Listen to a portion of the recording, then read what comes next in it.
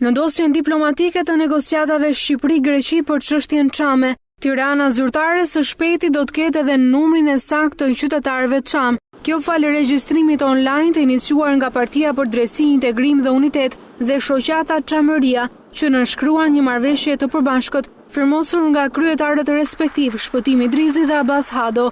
Ne do të ngrim bashkë me shoqatën Çamëria një grup pune për të realizuar sipas një plani të përcaktuar mirë të gjithë hapat për zgjidhjen ligjore të çështjes Çam. Ne së shpejti do të shpallim fillim nga puna të një portali online që do të regjistrojë të gjithë shqiptarët e komunitetit Çam. Gjithë humbjet njerëzore, vendbanimet, humbjet materiale, në pronë, në pasuri.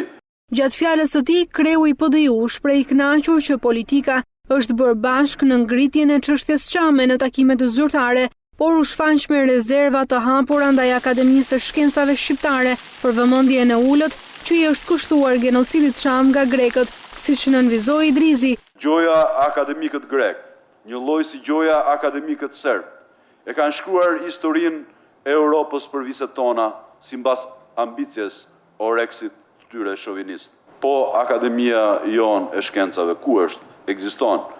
Dhe kanë fjalën këtu veçanërisht për çështjen e shqiptarëve të Çamërisë, se për çështje të tjera nuk e kanë parë ndonjëherë.